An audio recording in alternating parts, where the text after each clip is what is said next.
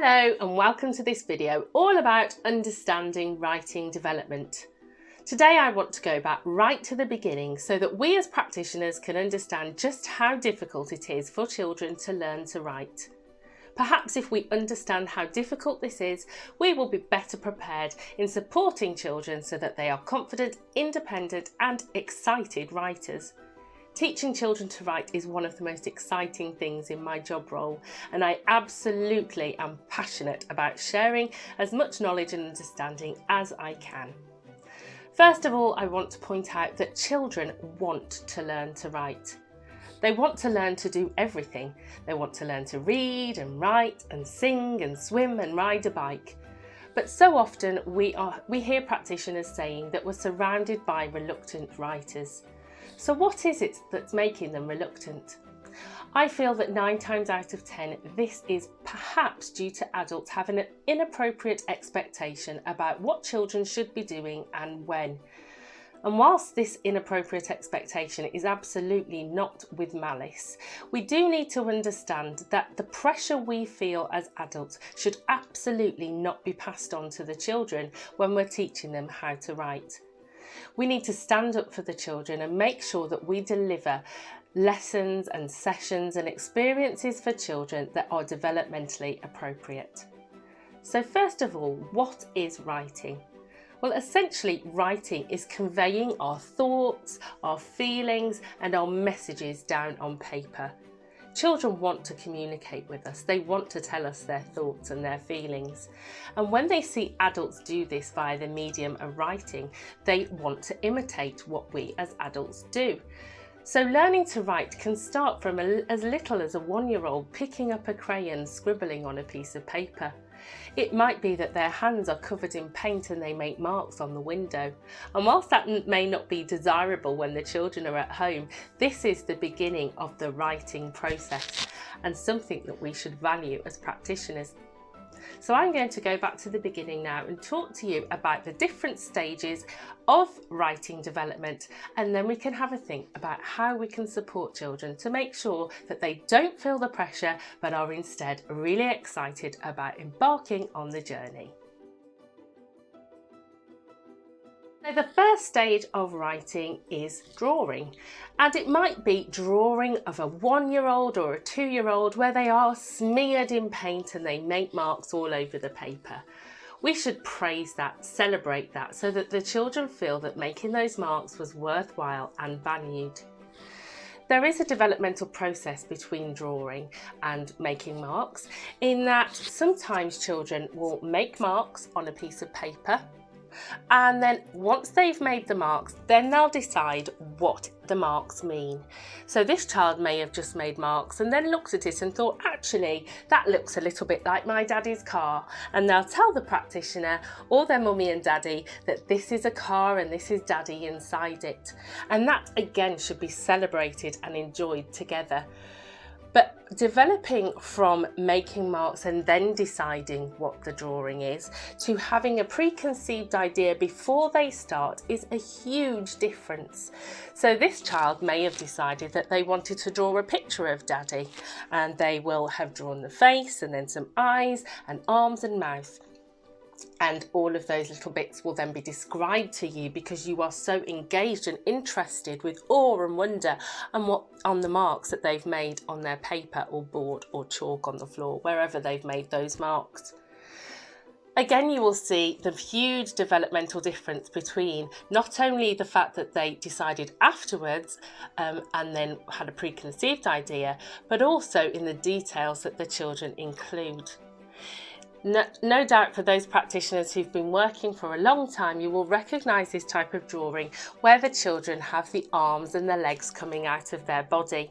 Again, this can be a really good indicator about how ready the children are to learn to write letters and things like that. So let the children take that forward.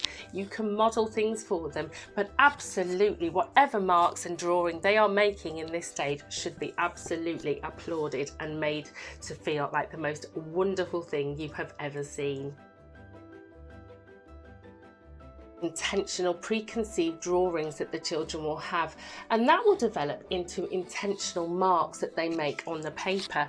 So they make marks on the board and they want it to look like writing, so they have more of a dash type approach, or maybe even some curves, and then the children will point and say that says mummy and that says daddy and that says Lucy, and then you can see again how that has made the children feel like they are the most wonderful writer ever, because they've read that to you and you've just been amazed about how they have produced that. So that is intentional mark making. So then children will start to recognise their name and see their name written in different places, and they will want to replicate that because they are the letters they recognise. And children will start to form letter strings. So for example, a little girl called Emily might start to produce lots of this type of thing, things that look a bit like an E and things that look like a bit like an M or an L, and they will produce those over their page over and over again, and they can tell you the most amazing and elaborate stories about what their writing says. Again, accept this with amazing awe and wonder, and make sure the children know how much you value all of their writing. Children may then start to recognise different letters around the environment and produce lines and lines and lines of more letter-like symbols. The children might read this to you as a story that they've heard and know off by heart because they've had it so many times. This should be praised, it should be celebrated, just as with every other stage that's come before it. And if children start to become a little bit more hesitant in telling you what it says, because they're starting to understand that words have meaning, you can assign meaning to their marks with them and say, oh, I think this is a story all about the Gruffalo, and you could read it to them. Celebrating their writing in this way will make them feel like it was absolutely worth the effort. As the children are in their reception year, they will very quickly start to apply the phoneme and grapheme correspondences that they've learned to their own writing, and it's absolutely magical, and it just seems to happen overnight. So children who write things like this, cat, although it's not spelt correctly, they have applied the phoneme grapheme correspondence that they know to their own writing, and that is why I still do the job that I do, because for me it's like magic, it's amazing, and it never ever fails to put a smile on my face. So if the children see the happiness that that brings you as the reader, of course they're going to want to do more and more and more. Of course, then the children develop into confident writers who can spell and apply their phoneme knowledge and spelling rules to their writing. But learning to write absolutely does not end there. So what I want to do is think about all of the elements involved in writing, but hopefully what I've made you realise is that even from the very first mark your children make on the window or the dining room table, we should celebrate all of that and get the children really excited about how magical writing really is. So let's look at the physical element of learning to write, and this starts right from birth with tummy time and being able to lift up their head and develop that core strength. Without core strength and gross motor stability, you will not develop your fine motor strength and your fine motor ability. So therefore, it all begins with developing your core and your gross motor strength. So tummy time is not only important for all of those other physical elements like learning to crawl and walk and run and jump, but also in learning to write too. All of those wonderful things we do with our babies and toddlers are also helping the children to develop skills essential for writing when they are much older. Things like banging 2 blocks together, putting rings on a stacker, bursting bubbles that have been blown at them, or posting objects into a little letterbox. They all develop hand-eye coordination, which is an essential skill in learning to write. So as practitioners working with those youngest children, expose them to as many of these wonderful playful activities as you can when they're interested and when they want to. It should all be praised, it should all be celebrated, excited, and again this will make the children really excited in developing those skills. Crawling is a brilliant physical exercise in helping children to develop their core strength and their bilateral coordination, things that are essential in learning to write. So it is definitely not unheard of to have me crawling around on the floor with the children in my class to help develop those core muscles. So it doesn't have to be something that ends when the children have started to walk. In fact, I would encourage them to crawl about as much as possible at soft play and gymboree classes. It's really good for their physical development. So let's have a think about what our preschool practitioners can do with our youngest children, those 2, 3 and 4-year-olds.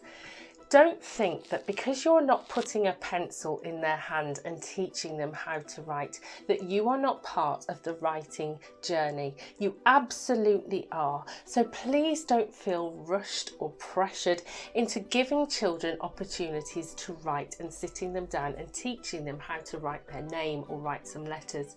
Please take it back a step, so that when the children start school, it's then that they will be ready without pressure to pick up a pencil and write, pick up a pen and write, pick up a crayon or a paintbrush. The learning to write journey in preschool settings needs to be all about developing their gross motor skills and their fine motor skills. And we've seen all the wonderful Pinterest ideas that practitioners give to children to ensure that they develop those gross and fine motor skills. So things like brooms inside and outside, so that the children are sweeping and developing their shoulder strength. Things like having Duplo boards stuck to the wall, so that the children are looking at Duplo in a new light, standing up straight and reaching and stretching to put the Duplo on. Things like painting with paintbrushes and swinging ribbons, climbing on climbing frames and swinging and hanging and climbing over and under and through. They are all amazing to develop their gross motor strength. And if we develop their gross motor strength, this will have a positive impact then on their fine motor skills. The two are intertwined, and we may need to make sure that we have lots of opportunities to develop both. So let's think about those lovely fine motor activities. Things like threading beads, putting Cheerios over spaghetti hoops, pulling on string, pulling them through holes. All of those wonderful fine motor activities that children really enjoy. So we can't say that preschool settings are not setting our children up for writing if they are immersing them in all these wonderful physical activities. That is absolutely where the children are. That is developmentally appropriate for those children. And if they want to make marks on paper with paint and mud and twigs and crayons, brilliant, but it shouldn't be led by an adult. It should absolutely be coming from the children. And the same goes for reception class settings. In their child initiated play, we need to make sure that they are the ones who go for the pencil, they are the ones who go for the pen, and we're not putting that into their hands. Because if we're placing that into their hands and forcing them to do that, we stand the chance of putting them off forever, and that is absolutely not what any one of us wants to do. So let's make sure what we're doing with the children is developmentally appropriate for the children, and let's not put the pressure that we may feel onto them. Learning to write is for the purpose of conveying your thoughts, feelings and messages onto paper. In order to have any thoughts, feelings and messages to put onto paper, we need to make sure that our children are articulate thinkers and communicators. In order to develop that with children, we need to make sure that they are exposed to lots of language. I'm going to mention phase 1 again here. Lots of the phase 1 skills where their listening and communication is developed. They need to be exposed to as many different books, nursery rhymes and stories as possible. Children who have exposure to lots of books will be better writers. It's absolutely without question. So from that very first moment that our baby is in our arms or we're in a setting in the baby room, share books, share nursery rhymes, because that will help children to become better writers. It will help their language, it will help all aspects of their development. So books, books, books, books, books, and more books. Make sure we're sharing them wherever the children are, whether it be at home or in setting. Children start to make marks. It's important that we model for the children how to ascribe meaning to those marks. So when they've drawn you a picture, ask them to tell you about it. If they've made marks on a piece of paper, ask them to tell you about it. That is the ascribing meaning to the marks they've made. It's all about valuing the marks they've made on paper and showing them that if they make a mark on paper, it means something. So that's where the whole journey begins. The children need to see us as adults writing for a purpose. So when we're writing a shopping list, the children are absorbing that. If we're writing a birthday card, the children will spot that, and it won't be long until they're asking for the pencil that they can write to. If you're writing a letter to grandma or typing an email, all of that is exposure to purposes for writing, and that comes from very, very early on when children are at home or whether they're in the setting. So make sure you're articulating your thinking. Make sure the children hear your thoughts. So over model that all of the time. If you're writing a Christmas card or a birthday card, say what you're writing as you write it so that the children can hear you. And before long, they'll be picking up paper, pens, and they'll be modelling and imitating what you have just done too.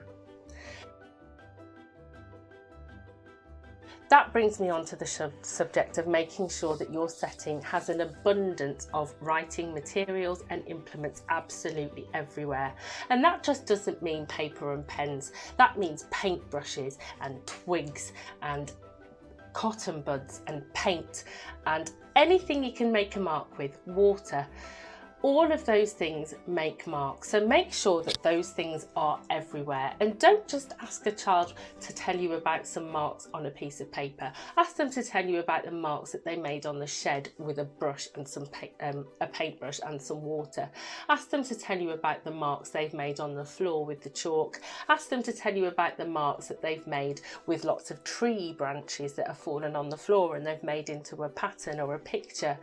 All of those things need to be valued because they are all conveying their thoughts and their message.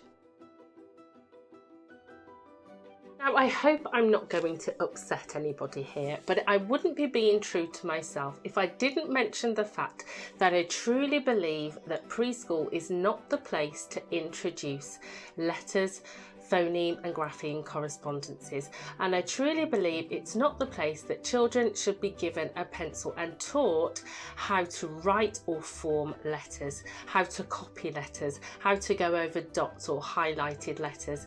I genuinely believe that this needs to wait until the children are developmentally at the right stage, and I think for the vast majority of children that is in their reception year, and for some it's even later than that. So I do really encourage and urge preschool settings to be brave and actually not bow down to the pressure that they may feel in giving children worksheets and letters to copy. It doesn't mean anything to the children. They're just shapes, and you might as well give them any old shape to copy because it doesn't have a meaning to them. And for myself as a reception class teacher, I know how difficult it is to break a bad habit. And by that I mean children who have been forced to write letters in their nursery setting, developing really bad habits, whether it be going in the wrong direction, forming letters back to front, starting in the wrong place, forming capital letters because they're easier in the middle of words, It's so hard to break that habit. It's much simpler to have children come to you who've just been allowed to mark make and develop naturally the process of putting marks on paper. When the children start to pick up pens and pencils in their reception year, you can teach them the correct place to start, the correct direction, using lots of different strategies. But when children have already developed that muscle memory and going the wrong way, it's so much harder to break that habit. So I really do beg that nursery settings do not bow to the pressure and instead allow a natural interest and curiosity to develop without going over dots or highlighted or copying from a letter chart or whatever it might be. The children need to come to school absolutely hungry to share with you how brilliant they are at making those natural marks that the children make by themselves. Another thing I say to parents every year is please try to avoid writing in capitals when you are writing in front of your children. I know lots of adults get into a habit where everything they write is in capitals, but if you're writing for the children and they're watching you engaged and excited to be able to write just like you, they are soaking up the fact that all letters are straight lines and capitals. Again, it's a habit that we as practitioners have to break. And I know parents want their children to start school being able to write their name. That again is absolutely not essential, because the children again develop bad habits where either their name is written entirely in capitals because capitals are easier to form, or their letter formation is just not right. So I would much rather have children come to me unable to write their name at all. It's beneficial that they recognise their name, but that is a completely different skill. Recognise it, yes. Write it, no. One thing I've noticed is that parents also feel a huge pressure to make sure their children produce this beautiful end product without valuing the process that children are going through in order to learn to write. So for example, they might send in some work that the children have done at home because they've wanted to, but it comes to me and it's beautifully presented and the letters are all formed. I haven't seen them being formed, so I can't judge on whether they were formed correctly because I didn't see the start and end place.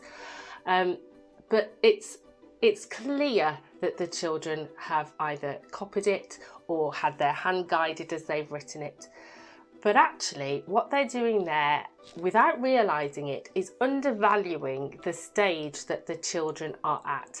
And it actually creates children who become reluctant writers because they know that their zigzag lines that they have produced are not correct because they've been told, no, that word doesn't look like that, it looks like this. Whereas if you praise the children for producing their zigzag lines and just say that that is amazing, they are much more likely to then develop into confident writers. So don't tell them that it's wrong and actually it looks like this, or get them to copy it. Tell them that it's amazing, because that is the developmental stage that they are at. That said, it doesn't mean that you then have to model your writing as zigzag lines. The way the children will make that leap from zigzag lines to letters is by watching you writing your card and you speak your thoughts and write. The children will then start to see that your letters are curved or circles, and that's when the letter strings will start to develop. So never correct your child when they are producing emergent writing. Always praise it and then model Not straight away, because they might start to make the link that theirs is not the same as yours, and then they might start to feel like theirs was wrong. But then model how you write, and they will pick up on it and they will start to write just like you do. Once the children are in their reception year and start to recognise phoneme and grapheme correspondences, then as teachers we can start to model how to transfer that knowledge into writing, and the method we use for that is sound fingers. So if we're getting the children to write the word pat, we would sound it p, at, p, at. What's the first sound? P, and then you model how to write it. What's the middle sound? Ah, and you model how to write it. What's the final sound? And you model how to write it. Then you can encourage children to have a go during your phonics sessions. Some will do what they're capable of doing. But actually, it's when they go off into their play and they're mimicking being you, or they just want to experiment with the things they've just seen. That's when you can go and interact with the children and practice segmenting using your sound fingers, again without pressure. And if they're not at that stage, then do it, but then whatever they produce, just say it's incredible, because we want them to be confident to have a go. Giving the children lots of exposure to you writing for a purpose. I've talked about this in videos before, but giving the children the opportunity to see why we write, that writing has a purpose. Whether we want to write to a friend or to mummy and daddy, or write a list, or make a list about things we need in the classroom, or a shopping list, or label something we've made. Whatever it might be, the children need lots of exposure so that they know that writing has a purpose.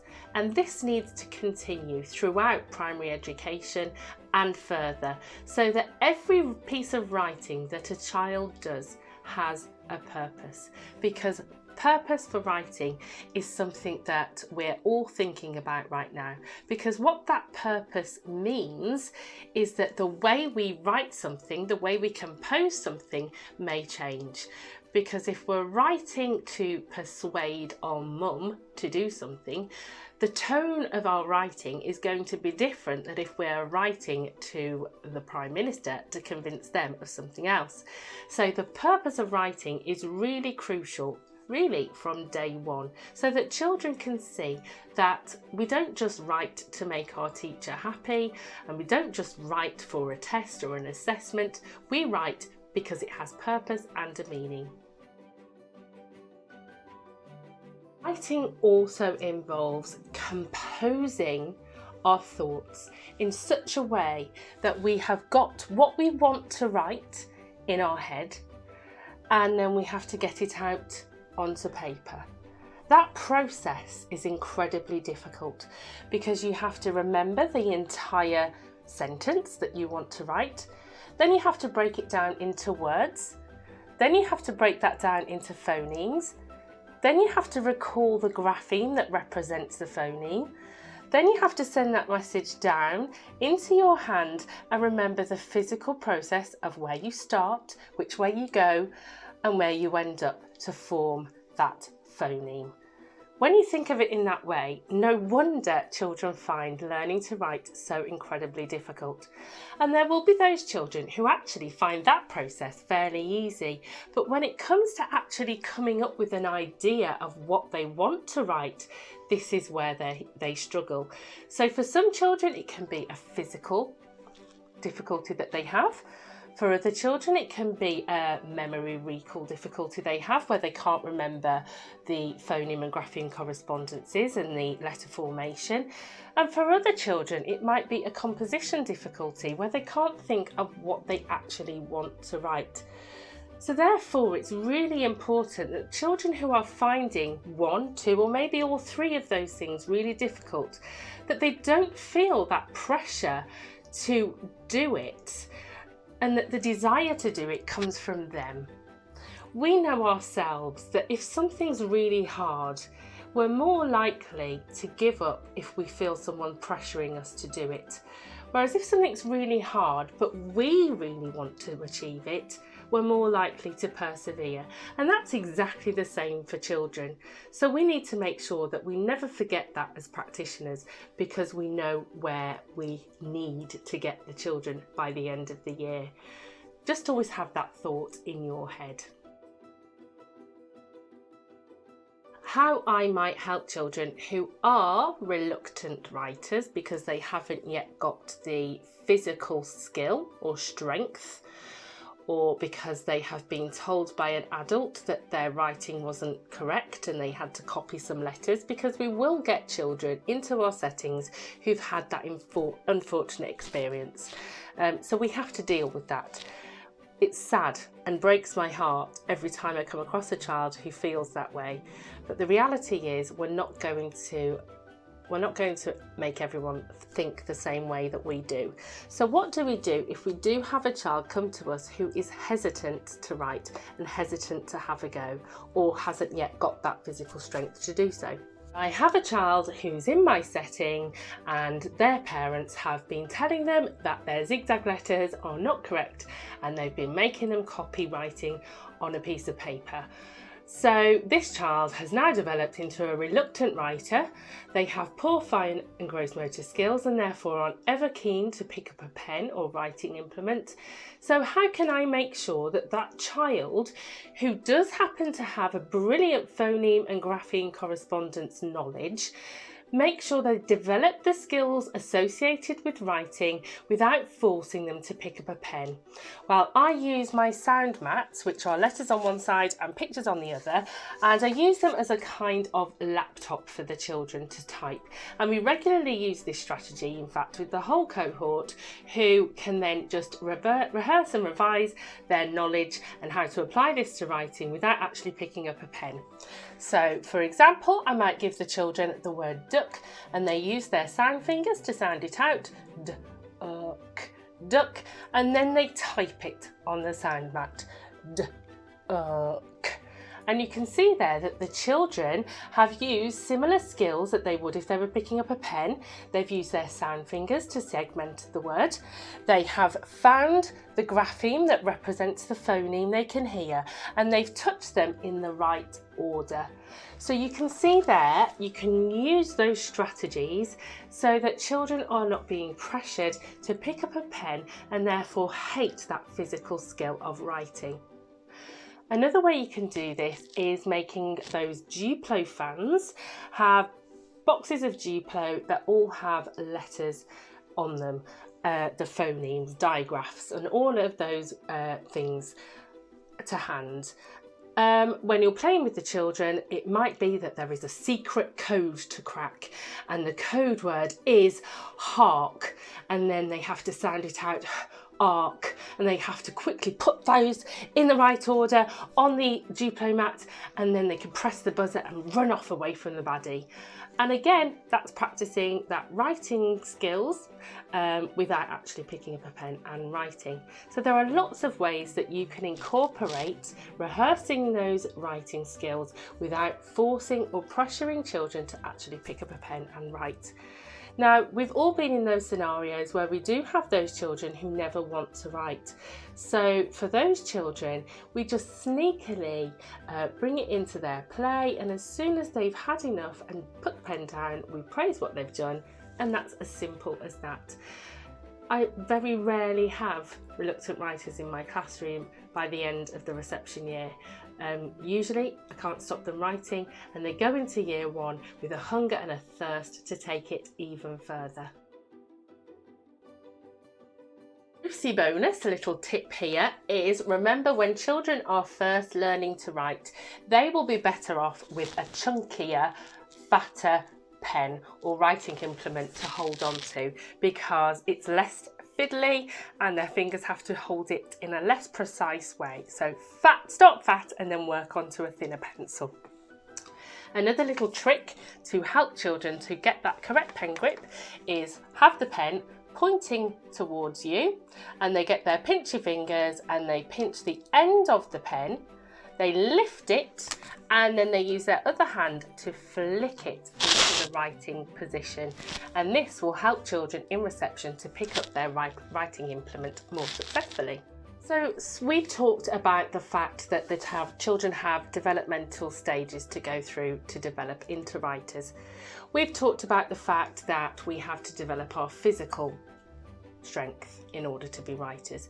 We've thought about the fact that we have to ascribe meaning to marks, have a purpose to writing, convey our thoughts, compose what we want to write and hold that information in our head and write it down. Writing has so many different elements to it, and what we need to do is celebrate it all. We haven't yet thought about the fact that we have grammar, punctuation, vocabulary. All of those things are so important and so vast that writing becomes rather daunting to teach, let alone learn. So let's make sure as practitioners that we take that pressure off the children. We enjoy the magic that is learning to write, because it is rather magical that you can get the things that are going on in here down on paper. That is a magical process.